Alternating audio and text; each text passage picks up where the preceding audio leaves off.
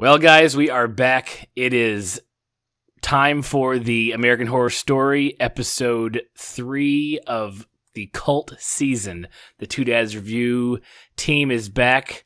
I'm Clay. I'm one of the two dads. The other dad on the other end of the line is Corey. Say hi to everybody. Hello, everybody. Sloth Bear over there enjoying his evening. We are pretty excited to get in this episode. There's a lot of stuff that I think starts to pull the curtain back a little bit, and kind of ready to talk about it. Before we go too far, let's take care of a couple of administrative things for everybody who's been around. You guys know this spiel already. You can find us at twodadsreview.com. You can listen to our podcast there. You can listen to it. There's also links on that site to listen to it from all the other places you like to listen to podcasts: iTunes, Google Play Music, Stitcher, and TuneIn. If you have the ability to rate and review on those, we would gladly welcome them. We also have our Two Dads Review YouTube channel. You can check out the podcast there if you're just a fan of pulling it up and taking a listen to it that way. You can find us over on Twitter, Two Dads Review. We're Two Dads Review anywhere you want to go. Just Google it. You'll figure it out. You'll find it. It's not a big deal. Yeah, Two Dads Review will cover us. If something else pops up, it's not us. Exactly. And yeah. It'll be very noticeable. It'll be very, very noticeable. Very noticeable. So, also, just to remind everybody, especially our new listeners, next week's episode will be a combo American Horror Story / Star Trek Discovery episode. It'll be extra long for your extra long runs or workouts or drives to work or whenever you choose to listen to us. So we'll make sure to put a timestamp at the beginning to let everybody know where, if you came for one or the other, where to find either. So we will help you out there. So that's what we're doing. Corey, you got anything for them? No, but I got a question for you. Okay.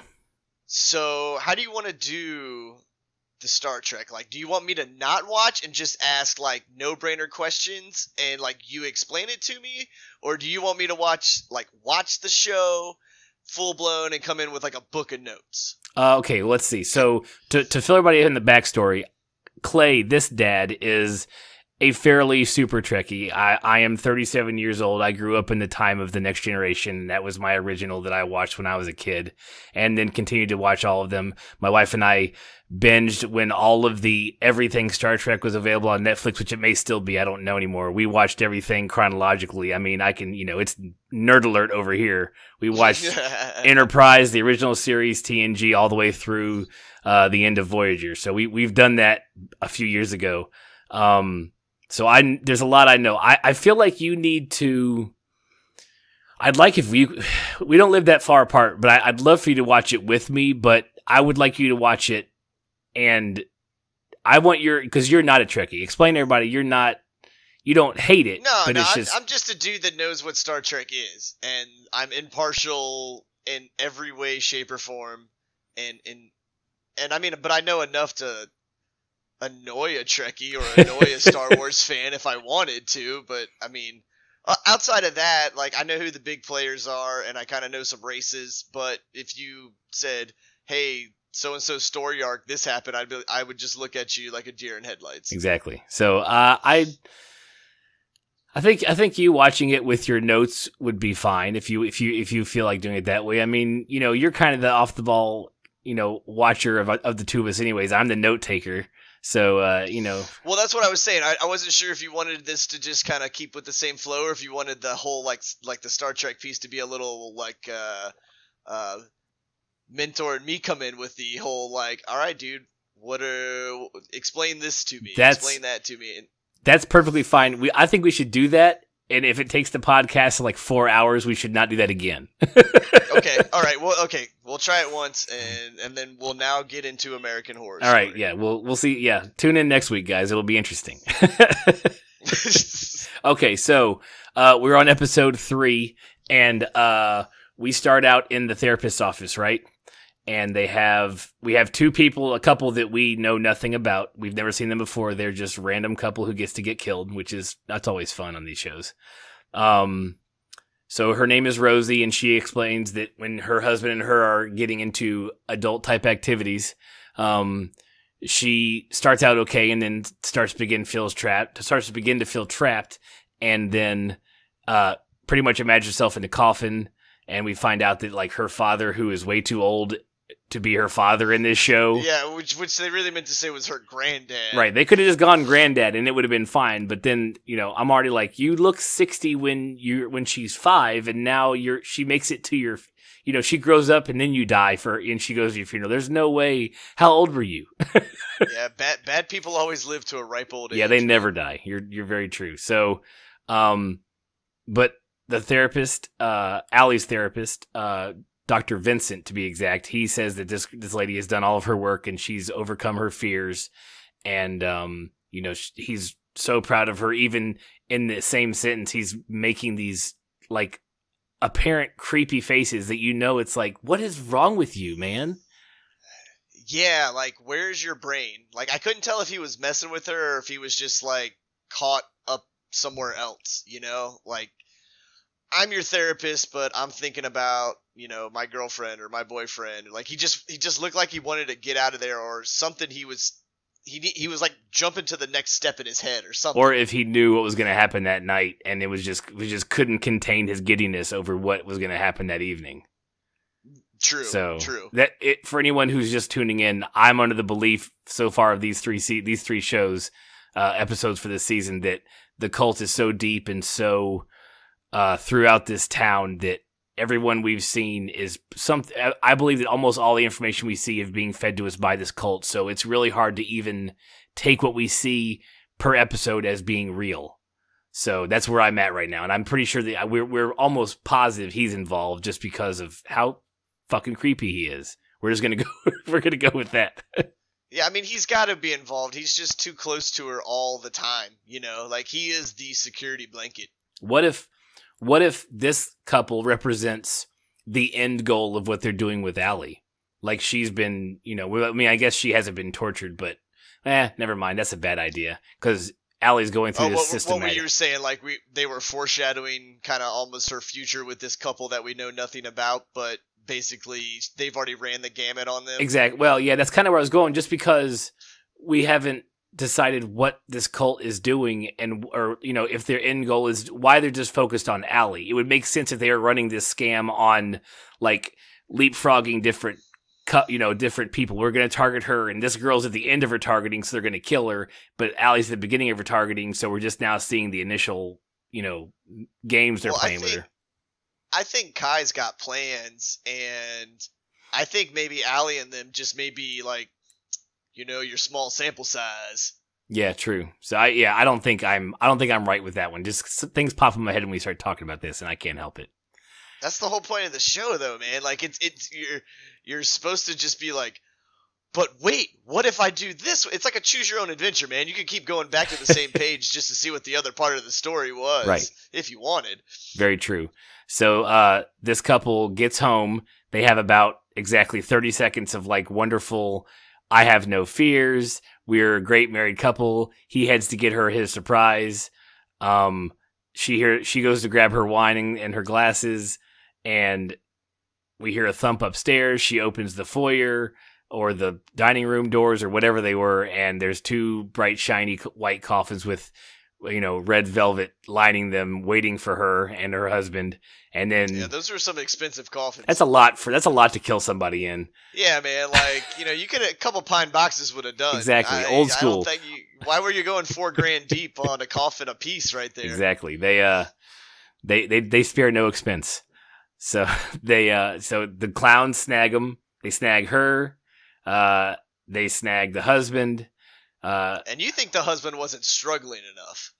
We had mentioned this before we started recording. I at first, because I'm looking at it like who's part of the cult, who's not, and part of me feels like he wasn't quite struggling enough with the. See, I think that thud was still just coming back around. You think they not? Yeah, they clocked him in the head. Yeah, it's possible. Yeah, like he was just super dazed. I mean, considering we're told by the news reporter, who may or may not be part of the cult, that he died along with the wife later on, then it's kind of hard not to. It's kind of hard to. I mean, I understand these people of the cult are supposed to be all in. So maybe they're willing to sacrifice themselves to die for for this cult and their objective of terrifying people and, you know, world domination and anarchy or whatever their goal is. I mean, there was a whole nother show called The Following, and that was pretty much the principle of it, you know, where you 100% invested. Very true. So that could be very true. Very true. What is that, the Kevin Bacon show? Is that right? Yep, that was the Kevin Bacon Love show. That was the show that put me back on the Kevin Bacon train of him being an okay person in my book after Sleepers. Just barely. You were off that train for decades. Decades. I can't watch anything Kevin Bacon did. He's a kitty toucher. I can't watch it. That's how you were the entire time. I hate that guy. You're like, he was playing a part. Nope, I hate Kevin Bacon. Yep, should have took the role, man. There's certain roles you just say no to, right? Okay, so they're sealed in their coffins, screwed in with, you know, heavy duty, you know, they screwed those things shut. They weren't getting out of those. So we pick up, the next scene is at Allie and Ivy's house.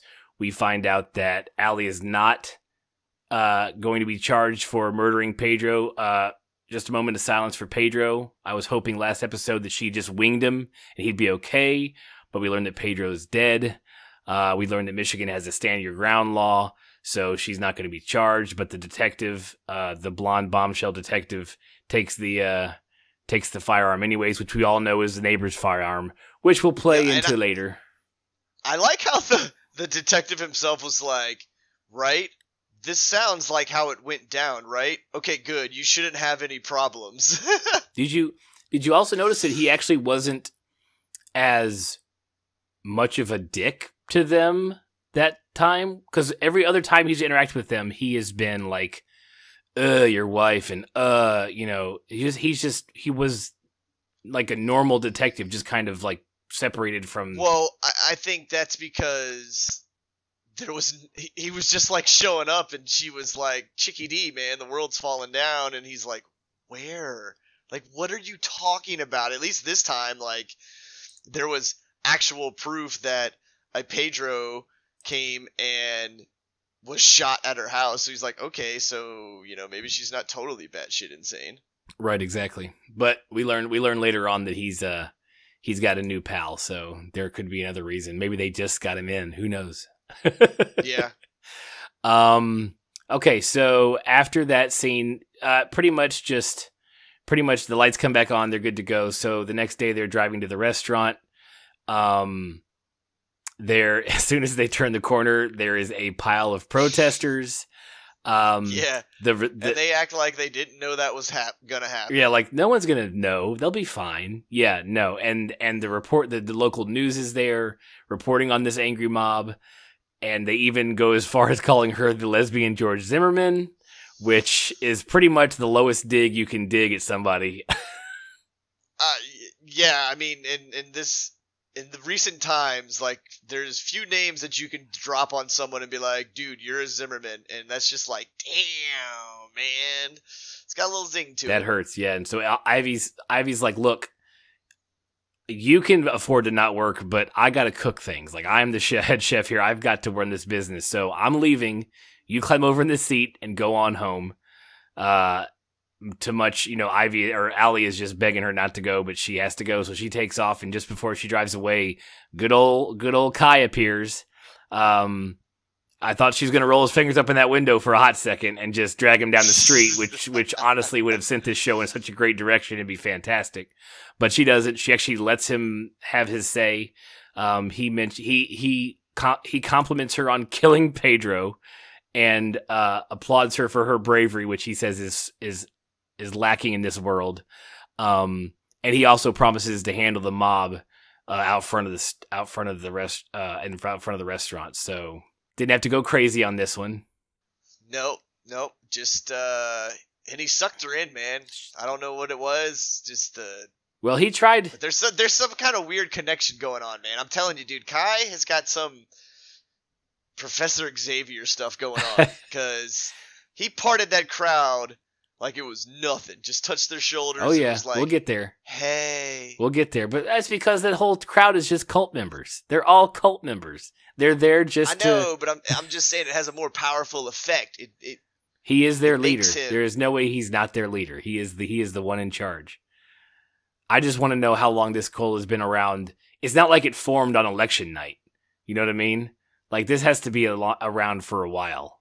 And yeah, and Kai doesn't look very old, so like, when did he really kind of like come around with this brain baby of his over here? Yeah, that'll be an interesting backstory. I hope we get to see it. So she lets him talk. He says his thing, and she drives off. The next thing we run into, Allie's back at the house. Her neighbors show up. The neighbors across the street show up in sombreros, and she thinks that they're there to comfort her in her time of need because she just murdered somebody. But we find out that they want to scream at her and tell her that how did it feel to, use your white appropriation on the Latino culture, and they're tossing Taco Bell coupons at her. It's just, they just let her have it, and she just... Yeah, man, it went from 0 to 11 real quick. Every scene that couple is in, mostly the Harrison, the guy of the couple, he is fantastic, and he is fantastic throughout this episode, especially at the end, which I can't wait to get to because that's the best scene of the show so far. But we'll get there. But yeah, so that scene happens with the neighbors that night. We see the news report of the couple in the caskets being removed, and the reporter tells us that they died, that they've been there for a week, and they were starting to show signs of decomposition. So, not buying it. I know you don't buy it because I think you're right, because you can live without food for a month, you can live without water for like 3 or 4 days or something, and so they've only been there dead for like 4 to 5 days. Like, and like, I get it. There was like stress, and maybe they had heart attacks from being locked in. I'm not saying they should be alive. I'm just saying there's no decomp. Like, I should ask my creepy wife. Yeah, true. Like, hey, how long does it take for a body to start decomposing? I mean, the worst part is, they had to poop in those things before they died, like a lot, like at least a couple days. Well, even when they died. That all happens. I'm just saying. Yeah. They just had themselves anyways. They just had a great session. I'm sure they went out to dinner that night. I'm sure it was something luxurious. Dude, you just got locked in a coffin by clowns. Shitting on yourself is the least of your worries. Oh, yeah. So as they're watching news report, we hear the first appearance of the creepy fog spraying truck that rolls down their road. They don't make any, headway of it one way or another because it looks kind of like a Chemlon truck, which is what they use to treat the, spray for bugs, stuff like that, in certain subdivisions.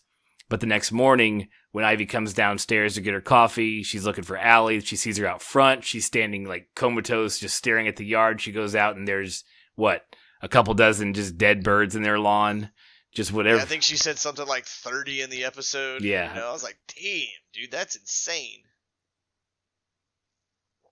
Yeah, so it's definitely interesting.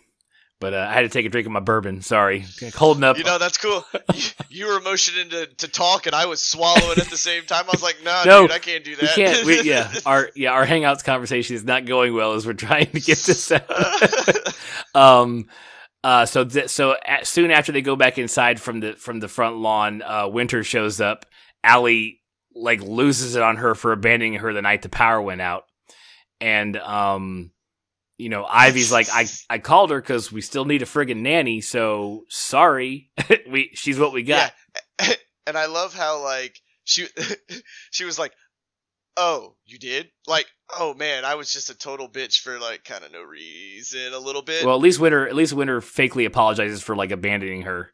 If I had known what was going to happen, I would have stayed. Yeah, I'm sure you would have. I would have watched, is what I meant to say. Winter also, at the end of the tirade, informs them that she let the other guy in.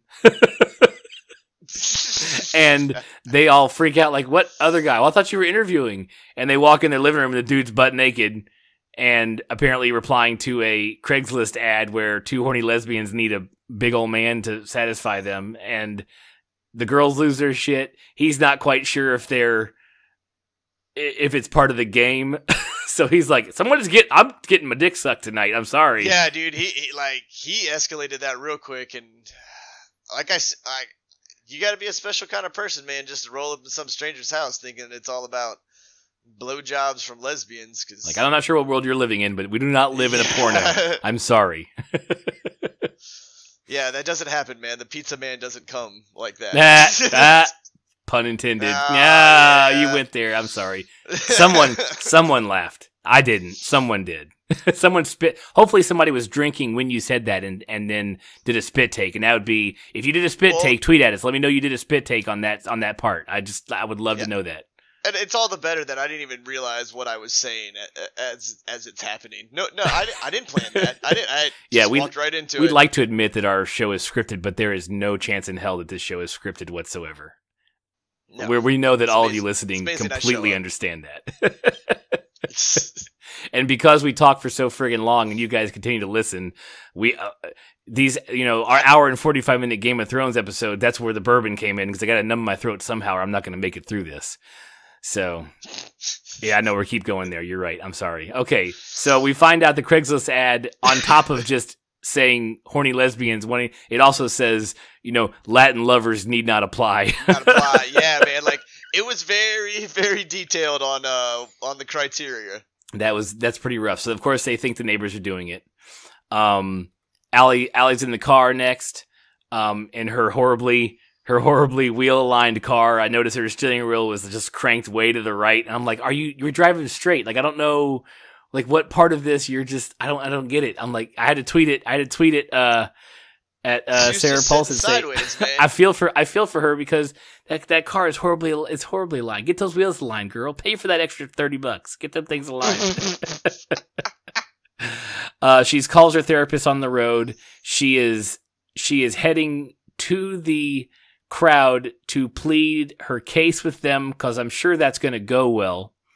And that got his attention. He was like, nope, bad idea. Yeah, bad idea. Up to that point, he's like, I cannot believe this bitch is calling me. Please hang up the phone. Yeah, he was so disinterested. Until she's like, I'm going to go do something that's going to get me possibly killed and screw up the cult's entire plan of killing me way later than now. No. Don't mess up our plan. Don't go there. It's a horrible idea. Or he also knows that because in my brain, the whole crowd is a whole members of the cult. If she hops out and gets in their faces and they don't do anything, that it's almost like showing their hand is like, we're not supposed to touch you yet. So we're just going to be really mad, but then like no one's going to escalate it past that. Like, there's no way that doesn't happen in a crowd like that. So someone's going to there's always one asshole who's going to punch somebody, no matter what crowd you have. Yeah, there's always the one person that sets it off. And on top of that, what should really throw it off is that when she does get to the crowd and they immediately recognize her vehicle and they storm her vehicle, as we mentioned before, Kai lays his hand on their shoulder and like whispers, "That's enough," and like they all just shut up and just part for him. And no one, like, Allie should already be like, okay, this should be if there wasn't a red flag until now of like something major going on, this really should be it, because there's no way that someone controls a crowd like that ever in real life. Well, yeah, and that also goes to show you how, like, I'm going to use the word delusional because I don't have a thesaurus and I can't think of a better word, but like, of how far gone she really is on a regular basis, Yeah, she's out of it. Like we all think that, oh man, she's one step away from getting it together, but what if she's really just one step away from it all just going like completely off the rocker? What if those are both true? What if her line that she walks is so thin that she... Well, that's what I'm saying. I think that's what it is. Actually, she's literally one step to the left from losing it completely, and one step from the right from actually having a grip on her whole situation internally. Yeah, so I think like when he just makes everybody go away, she doesn't notice the minute detail of that. She just sees someone that's there for her, and no one's been there for the longest time, at least for these 3 episodes. So yes. Very true. So he clears them. He tells her to have a nice day. She heads on her way. That night, Allie and Ivy come home. So I'm guessing they cleared the way, and she got to go. She actually went to work for once, which is nice. It's good for her to get out there, go to work. She was at the restaurant. Good for her. The two, Allie and Ivy, arrive to find Ozzy with the best nanny in the world, Winter, playing with a brand new guinea pig that we find out that the neighbors across the street brought over as a peace offering. And did we find out that, they or tell was that just the assumption? no, Winter tells them later on, but we first find out that they're like, we know there's a rule with no pets, and then he goes, but Mr. Guinea, or he tells them his name is Mr. Guinea, and then they're like, we don't like to use heteronormative names or whatever term she used, and Winter's like, how do you have that rule if you have a rule of no pets? Like, it's like, how do you have? Yeah. So Winter kind of points it out, which is great. So Allie loses it. She calls the neighbors on the phone. She gets the husband. We find out then that Detective Samuels, the blonde bombshell dude, is hanging out over there. They're watching, whatever, Desperate Housewives or something. I couldn't make out. That guy does have a good set of hair. That hair is that dye job is. Dude, that shit's on point, man. Right? Yep, he's definitely Silver Fox over there. He's a long way from his part on Arrow. If anybody watches Arrow, so yeah, he's usually a brunette. So they had to. That dude's gonna have some. That is definitely not his color. They go back and forth on the phone. Harrison calls her a racist. The wife's like, give me the phone. And she goes, I think you're a terrible racist, and like hangs up on her. Yeah, that was funny. I lost it. I was laughing at that. I was like, dude, she didn't even give her a chance. Yep, that was great. And as Allie's about to lose her mind from being hung up on, we hear the truck again. And so she pretty much takes her aggression out on the couple on the truck by jumping in front of it and yelling all kinds of things that, I'm an American citizen and I demand to see your permits. I demand to see what you're spraying on our lawns. And the truck pretty much tries to run her over. She dives out of the way at the last second and busts her face on the sidewalk. And okay, so I'm going to bring this up. So Ivy comes to her rescue, but the first thing she tells her is she's like, breathe. Now we've heard her work with Allie on breathing on breathing exercises before, like the cookie breathing from the first episode.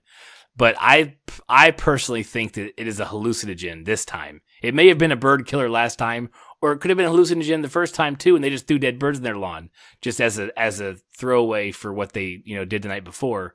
But I personally still believe that Ivy is part of the cult, and that she has been implanted for Allie for since as her someone to make her fall in love with and marry, blah blah blah.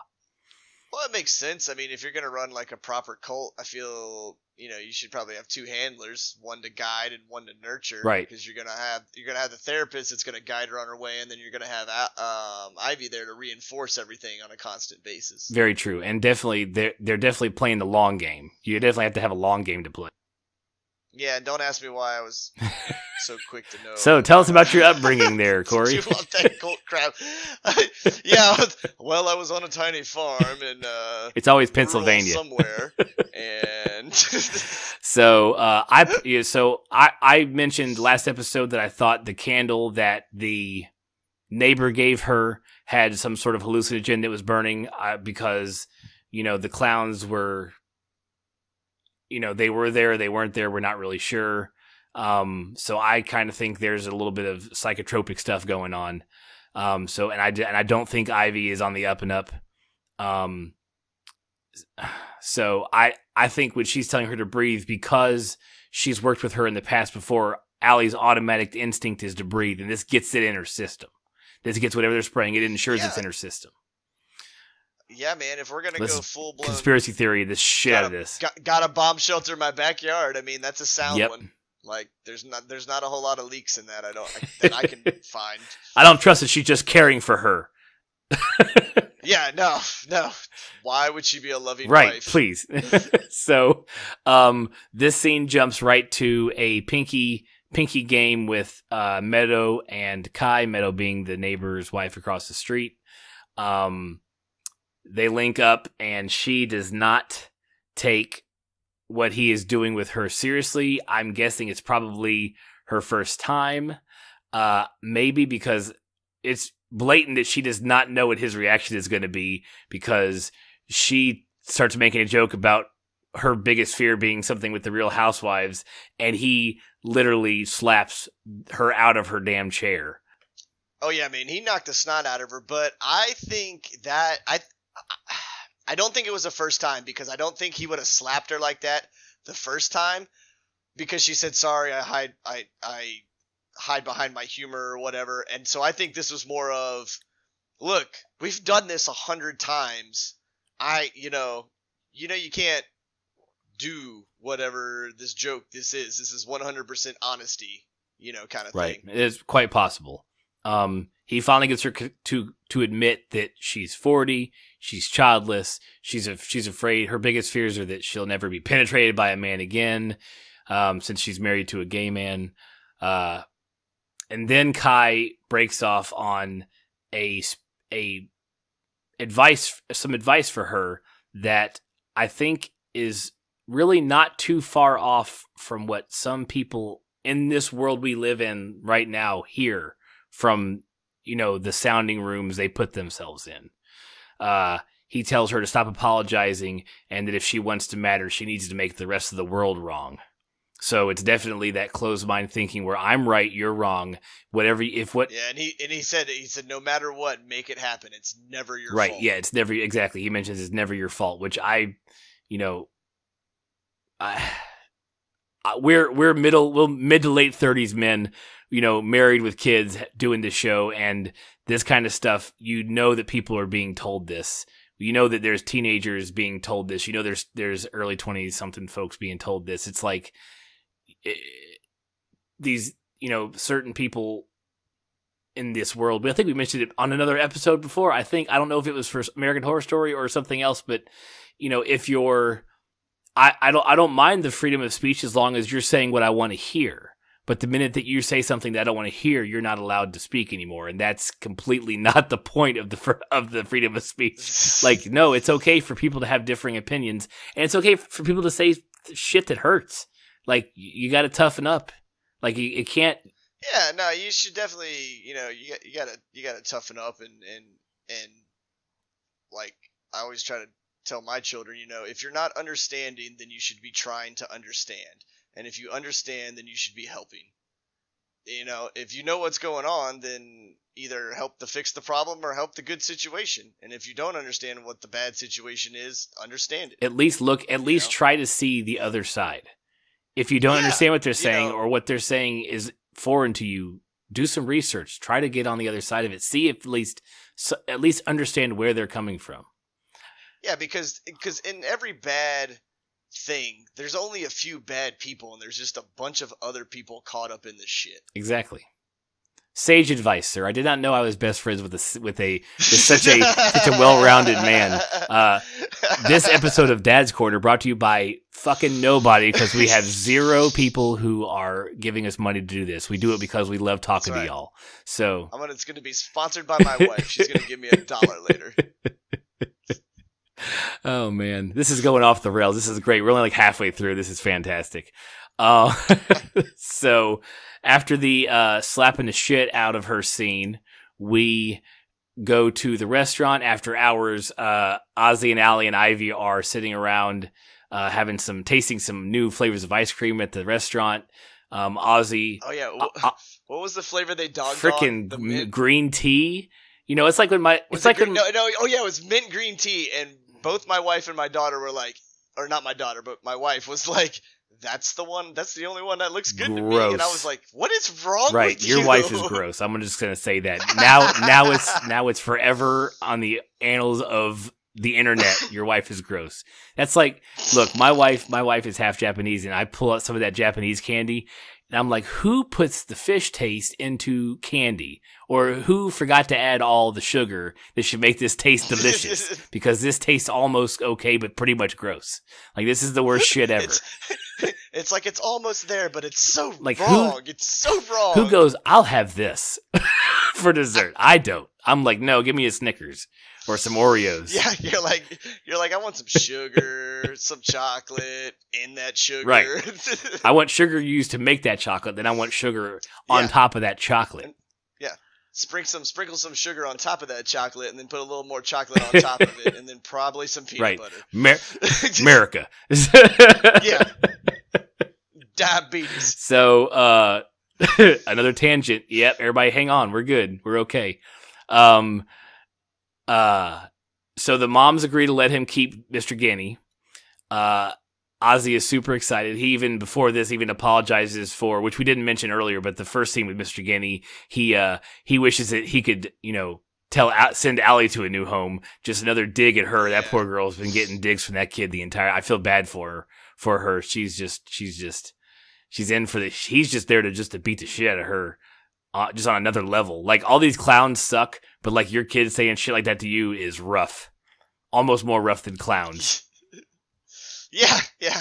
No, there's nothing worse than feeling unwanted. Right. Like, and he knew what he was doing too, man. He just laid it on her. Just that was just a kid just being pure just evil. Dig. He just knew. I mean, he was just tweaking it. Like, I got this. I know exactly how to make you not sleep tonight. You're gonna lay in. He's like, right, stab and turn. So they let him know he can keep Mr. Guinea. He's excited when they get home. He bolts to the door to go tell Mr. Guinea that he can stay there. Somehow, I'm guessing because someone broke in the house, the front door is open. He sees that the front screen door has a bloody smiley face painted on it, and he still runs in the house because what else would a 9-year-old do? Yeah, dude, that kid, one, has turbo speed, and two, has zero fear of anything in the world. Oh yeah, no, which like makes me think that he's in on it because he's just like all willy-nilly running in all these situations, and it's almost like no, he's just 9 and knows he's immortal. No, dude, I'm telling you, man, he's there, and Winter's training him. Well, okay, if he's being trained, he doesn't know yet, but he does seem to be the catalyst for a lot of things happening. Yeah, well, that's what I'm saying. He doesn't fully know, like, I don't think he knew that the guinea pig was going to explode, but he also knows that smiley face doesn't mean anything to him. Right. The ominous bloody smiley face does not freak you out, so you're just going to run on in? Yeah, exactly. Yeah, that's what I'm saying. Like, he's probably already, it's been drawn and, like, okay, I'm going on my crazy conspiracy theory, but I think that he's been conditioned that stuff like that, and that's why she took him over to the house with the murder and the clowns. It's like, we're watching him be conditioned for his future, and especially if it's going to tie into what everybody thinks it's going to tie into. And especially if Ivy is on board, it would make sense that he, unbeknownst to himself, would be allowed to be ushered into this cult because Ivy's like, yeah, friggin' brainwash him so he can be part of our cult too because we're awesome. Yeah. So, yeah, very true. So as you said, they get in the house and don't cover his eyes fast enough to watch his guinea pig explode in the microwave, which I cringe when animals get hurt in movies and TV shows, and I can't stand watching it. But I was glad they didn't do any of the weird bulbing, boiling, inside out, guts spewing. They just popped a fake guinea pig. I'm fine with that. So you're glad that American Horror Story didn't go horror. Thank you. Thanks for holding back and not going real grotesque on that one. Like you can show me cut Mr. Chang's throat open straight up. I'm cool with that, but don't show me a guinea pig bubbling. Like I'm cool not seeing that. Yeah, don't hurt an animal. I have to draw a line. I have to draw a line somewhere. And I draw it with guinea pig explosions. So the girls and Ozzy in tow head across the street to lay into. I mean, Allie's she's gone. She just books it. She just opens their front door after banging on it like 3 times. Like she's like, no, it's open. I'm going. She's like, I own this house. Breaking and entering. She crosses the house. They're in the backyard at night doing some nighttime, 12 o'clock beekeeping. I don't know why. And she hauls off and punches him right in the face. And then we get something that you and I asked for, episode 1. After episode 1, when we got tweeted back at by Miss Sarah Paulson because we were tired of her cry face all the time. We're like, all you do is make her cry every friggin' scene. We get her verbally laying into this couple, and yeah, it was good. It was nice to see, man. It was like, give her some power. I need her to have a little bit of power. I want her holding a machete and a fucking machine gun at the end of this season. That's all I'm saying. I want her mowing down clowns. That's fine. I would. Yeah, I won't be mad at that either. I'll buy that ticket. So she goes on her tirade telling them they can't control her. They're not, she's not going to be told she's crazy. She knows what she knows. And she mentions a smiley face. That kind of changes the whole mood. The couple's like, you've been marked. And she's like, okay, whatever. And then they all leave. As they're leaving the house, Ivy turns a 360. I mean, it's not really 360 because she didn't follow her to support her. You're right. To Allie. You're right. It'd be a 180, but it's not really because she's all in on it anyway. So Ivy starts laying into her about, they could sue us. And as they're arguing, Ozzy notices the red smiley face has been etched into the neighbor's home as well. So now everybody's marked. And they question whether or not they should tell him, and Allie tells them what? She says, "Fuck them." we didn't have very many F-bombs on episode 2, but episode 3 they made up for pretty much like 3 or 4 like they did in episode 1. Dude, I'm just one gangster, just fuck them. I don't care anymore. I was like, damn, homie. Right. So right after she says that, creepy truck shows up, stops in front of their house. Everybody, 2 guys get out in full like gas masks and full mop gear when it comes to chemicals and stuff, and start spraying their lawn. Allie heads over, confronts them, hollering at them, asking if they're Monsanto or Halliburton or who do you work for the government. She just spews every liberal conspiracy thing you could think of at him, and she rips the guy's mask off, and he has a clown mask that is it's the smiley face in clown mask form. This causes seeing this causes her to pass out. That combined with the possible hallucinogens they're spraying and the ones that are floating through her system cause her to pass out. Who knows? But she passes out. The truck disappears, and we cut to Harrison is now playing the Pinky game with Kai. And yeah, that's right. Yep. Right. Kai gets him to admit that he regrets marrying Meadow. He regrets marrying his quote-unquote fag hag. And he, at the end of the entire episode, at the end of this little spiel, he gets him to admit that he wants Meadow dead. Because I think this is... Kind of forcefully. Right. Yeah. Which, and it's not for us, so I'm wondering... It'll be interesting when they actually finally reveal how this cult works. How much each of them knows about what's going on in the entire picture, which they probably don't. They're probably like, sleeper cell type things. Like, you have your one job, you just do this and don't ask any questions. So he may or may not know what's going to come later on. He may be playing a role. You never know. But it's interesting. He gets him to admit that he wants her dead, but if they're not going to really kill her, because we never see her body in this episode, so we're not sure if she's dead or not yet. But why show us this if it's not going to really happen? I don't know. Who knows? It's just one of those things. Well,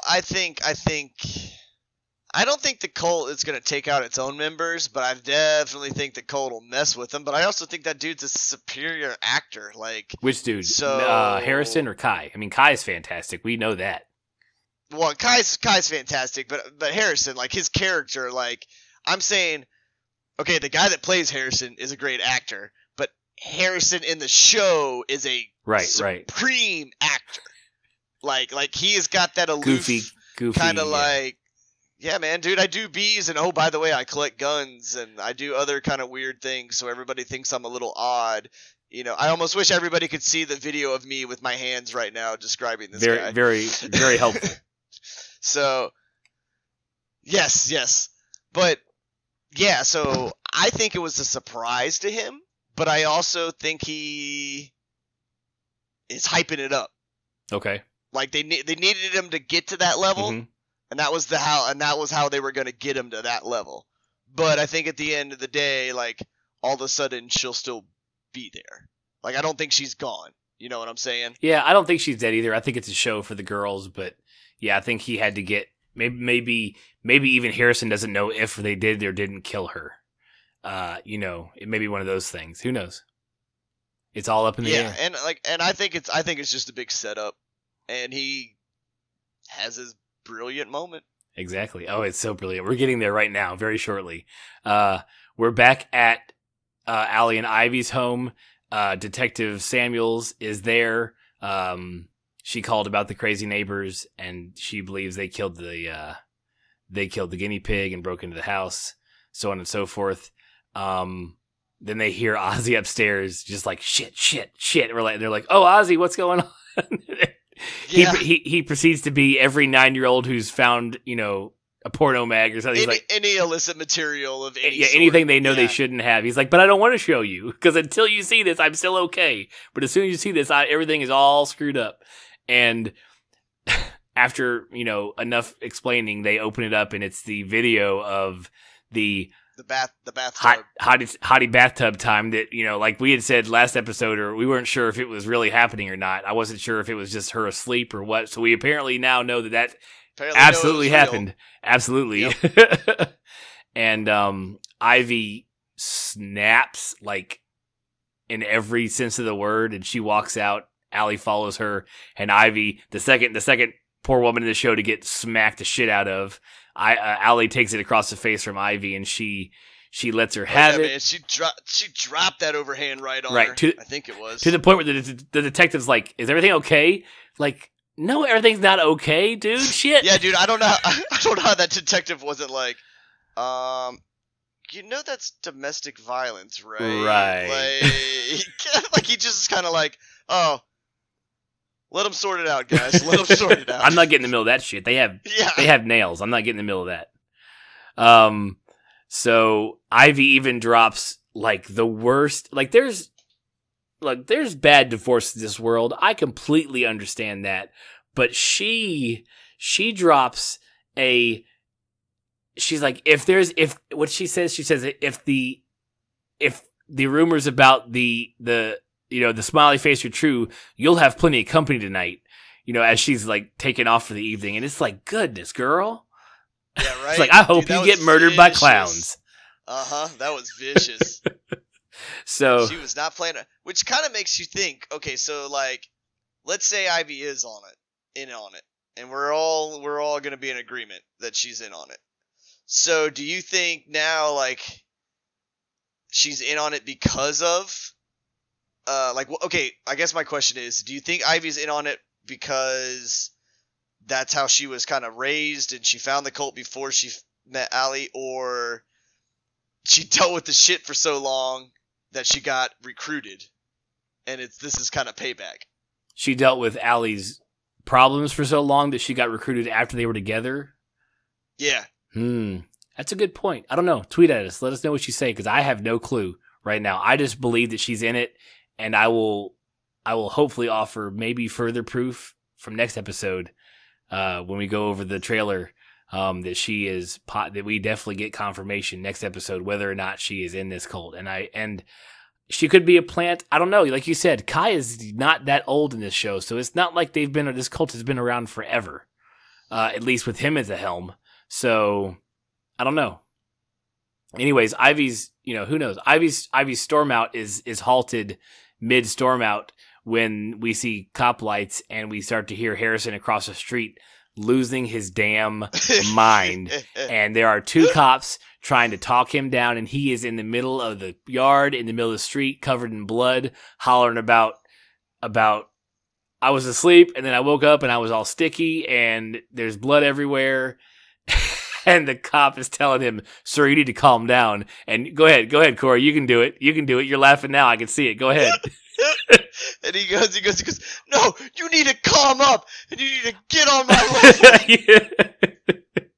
That was the best scene of the entire show. The writers are having such a fun time on the show, and that guy is great at delivering everything they give him. From that line to the lesbians were under attack line from last episode. I mean, it was fantastic. So yeah, no. I bet you he writes a lot of his own stuff. Is he a comedian by trade originally? Yeah, and he's got a show actually on Hulu. I can't remember the name of it. What is it called? Terrible People, something like that. But yeah, he's hilarious. Fantastic. That's hilarious. Yeah, he must be holding back so hard. Like not to be funny all the time. Like you can tell that everything he delivers, it's funny. You can tell that there's another level to his delivery that he's like not letting you see. I can see that now that you say he's got to come on the show. Well, his shtick is kind of like, I talk and then I get very, very agitated almost quickly, and it turns into an off the wall rant about whatever I was talking about, and then I slowly bring it back in. Like that's Okay. kind of like what he does. Cool. All right. Well, he's good at it, and he's my favorite part of this show right now, and I hope he doesn't go anywhere. So to wrap up the show, the girls run out to see what's going on. They leave Ozzy on the porch of their house. They walk across the street and watch Harrison freak out. He sees them. The cop tackles him as he goes after Allie. And then suddenly and magically, even at a full sprint, I don't think he could have made it. Ozzy transports into their house, into the neighbor's house, and is staring at something in the house. The girls run in and they see that he's staring at the smiley face and just blood mess everywhere, and the smiley face is on the wall. So, and then we cut to credits, and that is episode 3. And the kid can transport. I'm just you've mentioned it earlier. He is. Yeah, dude. I mean, he just goes from like one spot to another with no ease. Like, and I know they touched on it in Asylum, like with the aliens and all that stuff. And it really, like, the way Kai moves people, I don't think Kai's human. Like, I don't think he is. And I want to say that this little kid, man, is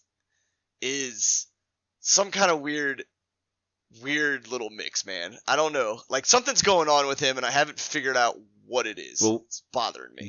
Yeah, and we mentioned this before we recorded this, or I mentioned it to you, that, a lot of the seasons of American Horror Story deal with some sort of magic or mysticism or aliens or something that's otherworldly that doesn't make that season, it couldn't be set in real life. I think this season we're all like almost looking for like that element of it because it's almost more scary to all of us watching that this could actually be a thing right now.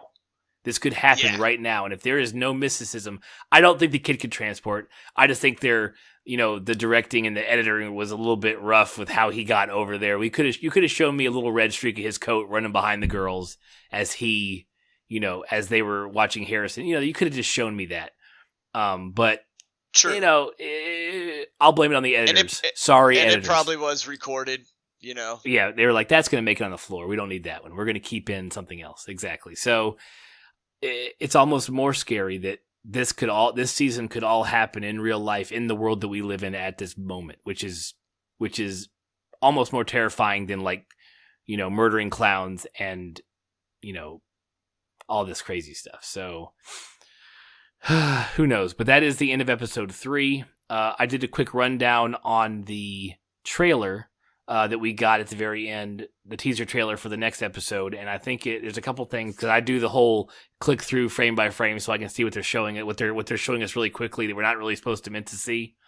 So it looks like this episode next, from what I can tell, is going to be kind of a flashback / origin story of the cult, like how things all started. We see Harrison talking to Kai. We know Harrison is a personal trainer, so it looks like Kai is, seeking out his services, or at least seeking out Harrison by utilizing his personal training services. He asked him, Harrison says, I always start by asking, what are your goals? And Kai's response is world domination, which is, I'm not sure why you'd answer a personal trainer that, but okay. So definitely a flashback, definitely before they met now. So we also see a quick shot of somebody voting for Trump and Pence. So we don't know if that's people from the cult, if it's Kai, if it's somebody we expect to have done this, or if it's like, why would you show me this if it's not like somebody crazy like Ivy or even Allie, because Ivy yelled at her for voting for Jill Stein during her rant after she punched Harrison in the face and screamed at the couple. But it's weird they would show us just that. So I wonder who voted for it. Couldn't tell if it was a male or female who was marking the ballot. The next thing we see are 2 women in like black pea coats and I think masks of some sort. They just knock a dude out in the aisle of the grocery store. And that cuts quickly to the news reporter we've been seeing for these past episodes talking about them finding a body, but no head. And the next scene we see is a torso and then the feet of the guy presumably the guy that got knocked out in the supermarket. and so it could be his beheading scene. We don't know.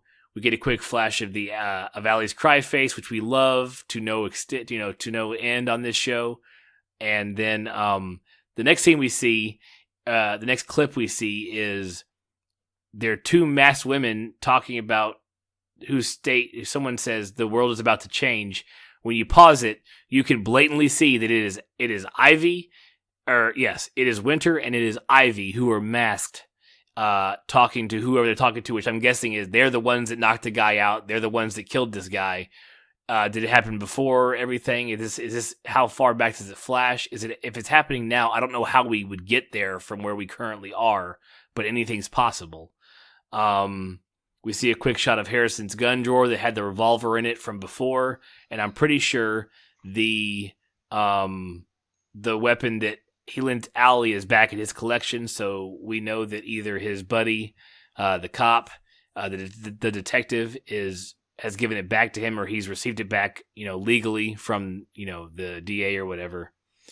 And we see some more of the scene with Kai and Harrison at the gym. Let's see. Then we see the reporter that we've been seeing for the past 3 episodes talk about she's slashing somebody's tires. So we apparently focus on her character, at least for a hot second, minus just news reports. And then we see Emma Roberts' character, which we have not met yet. We have not seen her in this season yet. She's a regular for American Horror Story. You'll recognize her as also on the show, the sadly ended show Scream Queens, as she plays Chad Radwell's girlfriend. Rest in peace, Chad Radwell. Corey and I both love him, right, Corey? Yeah, dude, Chad Radwell's the tits, man. I love Chad Radwell. If you have not seen the two seasons of Scream Queens, they are fantastic. It was a great original concept of a show. Go find it on streaming somewhere. Go watch it. It's a great show. And Chad Radwell is fucking awesome. We see her. She's doing an interview. A puff piece looks like, because she's holding a dog, so she can't be doing any sort of serious reporting. But in the background, we see a clown approaching, like her news report, and we hear the cameraman ask, can I help you? Which is, of course, like, murder code for, hey, you're the first one who's going to die when I start slashing people. Yeah, hey, can I help? Like, that's... Might as well, like, if that ever happens, dude, hey, I'm just going to help you out, stunt double guy. Drop the camera, walk the other way. Exactly. Just leave. Be done. Just leave. You ever see a clown, just leave. This is your only option. Right. I mean, there's really no reason to stay around when there's clowns involved. No, I don't care. Kid's birthday party, leave. Yep. That's Nope. So, the next clip we see quickly is Winter and Kai, presumably back at their home. He asks her, how did it feel? I'm only assuming because we think that her and Ivy beheaded this dude, that he's talking about her first. I'm guessing this may have been her first kill. We see another body bag being hauled away in the neighborhood that Allie and Ivy live in. So it could be Meadow. It could be somebody else random. We don't know, but we don't know where Meadow's body is now. So I'm just going to go out on a limb and say it's Meadow's body. But like I said, I will be interested to see how invested this cult is in, like, letting its own members being killed, or how many of these folks are not members when the other party is members, like Allie and Ivy, maybe Harrison and Meadow. We never know, or we don't know now for sure. We see what looks like the same scene from a few episodes ago during the blackout, when Allie is in the closet and the clown shows up and blows the candle out on her and she freaks out. But we see it from a different angle. So that, along with us seeing another clip of the lady in the coffin dropping those wine glasses at her feet, we see it again. So I'm guessing maybe we get to see things that are coming from, like, the clown point of view. So we may get a whole episode of, like, backstory of the cult, plus, like, how all these clowns did all this stuff. So we go from there. And then at the very end, we see Harrison literally just laying into something or someone. We're at that person's point of view. We get Harrison laying into somebody with a crowbar or a giant flashlight or something. And we see Kai right behind him, watching him go through this. So it's definitely going to be an interesting scene. Maybe Harrison's first kill, since it looks like that it's Winter's first kill, the way that he asked her about it earlier in the trailer. And wrapping it up, we see Winter's reaction to Kai's question of how did it feel, and she says fantastic. So I'm guessing he's questioning her about killing somebody. And that's all the trailer. I just like clicking through that because it's fun to speculate on what the episode is going to be. So, yeah, it could be a flashback episode. Could be fun. So yeah, it looks like it'll be super awesome. All right. So, hey, guys, we want to thank you for hanging on here. We're going to wrap it up for you. We'll come back next week with our double-long episode of American Horror Story, episode 4 of Cult, and also the premiere 2-hour episode of Star Trek Discovery. We want to thank everybody for listening. Head over to twodadsreview.com. Check us out. Two Dads Review on Twitter. Tweet at us. Follow us. We'll give you guys updates. We'll try to live tweet during some of the shows we watch. And we'll catch you guys next time. Yeah, thanks a lot, guys, for coming. Please enjoy the show. This single extra long episode. I hope Clay doesn't cut it down too much because I don't care. The rants were great. I'm cutting all of your shit out. Oh, okay, sweet. So I'll just F right off then. Everyone take care and enjoy the rest of your week. Later, guys. Thanks for tuning in to One Dad's Review. Just kidding. See ya.